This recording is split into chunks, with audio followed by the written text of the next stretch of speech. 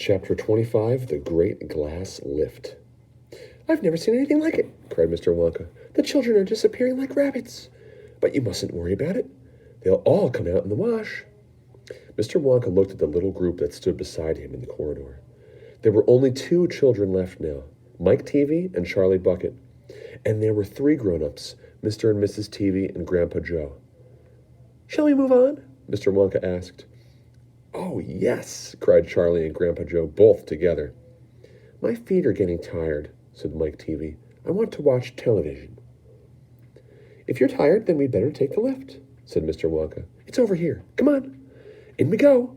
He skipped across the passage to a pair of double doors. The doors slid open. The 2 children and the grown-ups went in. "Now then," cried Mr. Wonka, "which button shall we press first? Take your pick." Charlie Bucket stared around him in astonishment. This was the craziest lift he had ever seen.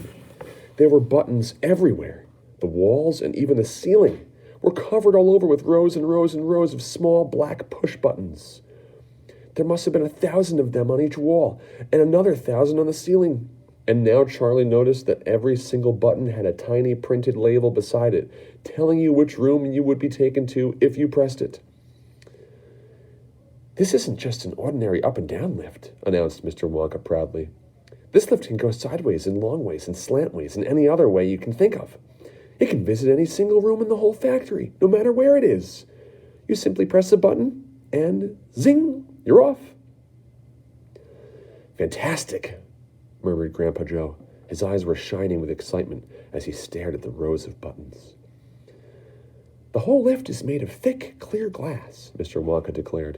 "Walls, doors, ceiling, floor, everything is made of glass so that you can see out."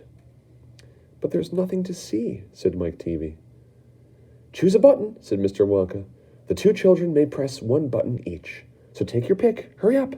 In every room, something delicious and wonderful is being made."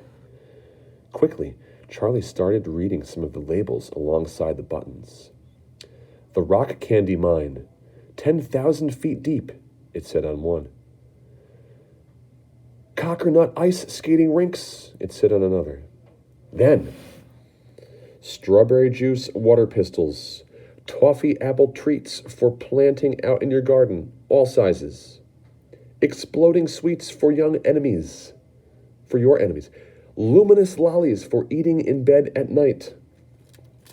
Mint Jujubes for the boy next door. They'll give him green teeth for a month. Cavity-filling caramels. No more dentists.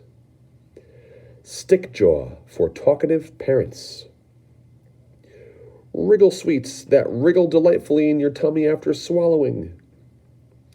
Invisible chocolate bars for eating in class. Sugar-coated pencils for sucking. Fizzy lemonade swimming pools. Magic hand fudge. When you hold it in your hand, you taste it in your mouth. Rainbow drops. Suck them and you can spit in 6 different colors. Come on, cried Mr. Wonka. "We can't wait all day." "Isn't there a television room in all this lot?" asked Mike Teavee. "Certainly there's a television room," Mr. Wonka said. "That button over there." He pointed with his finger. Everybody looked. "Television chocolate," it said on the tiny label beside the button. "Whoopee!" shouted Mike Teavee. "That's for me!" He stuck out his thumb and pressed the button. Instantly, there was a tremendous whizzing noise. The doors clanged shut and the lift leaped away as though it had been stung by a wasp. But it leapt sideways, and all the passengers, except Mr. Wonka, who was holding out onto a strap from the ceiling, were flung off their feet onto the floor. Get up, cried Mr. Wonka, roaring with laughter. But just as they were staggering to their feet, the lift changed direction and swerved violently around a corner. And over they went once more. "Help!" shouted Mrs. Teavee. "Take my hand, madam," said Mr. Wonka gallantly. "There you are. Now grab this strap. Everybody grab a strap. The journey's not over yet." Old Grandpa Joe staggered to his feet and caught hold of a strap. Little Charlie, who couldn't possibly reach as high as that, put his arm around Grandpa Joe's legs and hung on tight. The lift rushed on at the speed of a rocket. Now it was beginning to climb. It was shooting up and up on a steep, slanty course, as if it were climbing a very steep hill.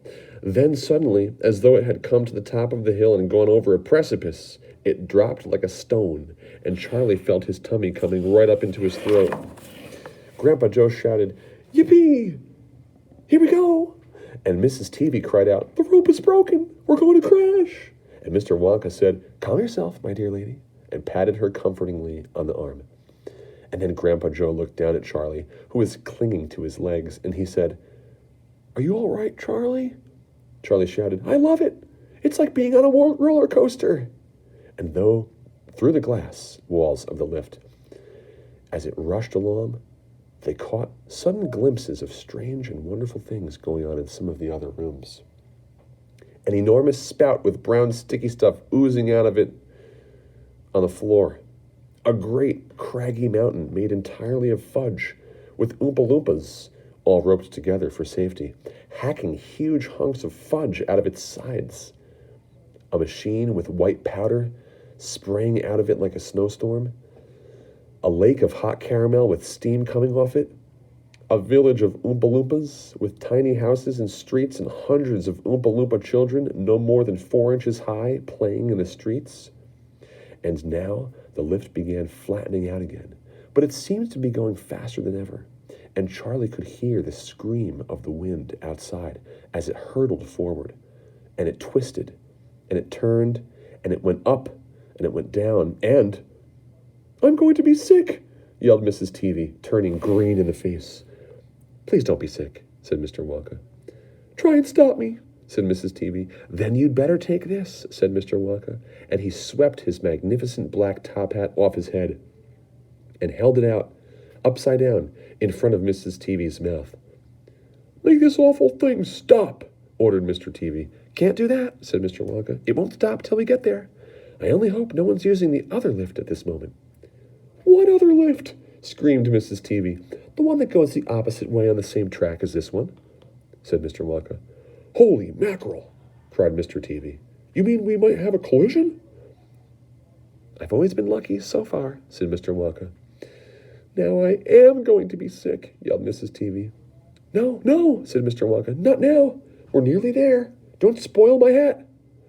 The next moment there was a screaming of brakes, and the lift began to slow down. Then it stopped altogether. "Some ride," said Mr. Teavee, wiping his great sweaty face with a handkerchief. "Never again," gasped Mrs. Teavee. And then the doors of the lift slid open, and Mr. Wonka said, "Just a minute now. Listen to me. I want everybody to be very careful in this room. There is dangerous stuff around here, and you must not tamper with it." For your assignment for this chapter, I'm going to give you a cause, and you're going to write the effect. So, let me reread one section, and then you'll know what to do. "Isn't there a television room in all this lot?" asked Mike Teavee. "Certainly there's a television room," Mr. Wonka said. "That button over there." He pointed with his finger. Everybody looked. "Television chocolate," it said on the tiny label beside the button. "Whoopee!" shouted Mike Teavee. "That's for me!" What caused Mike Teavee to choose the television room? Why did he want that one? Write your response.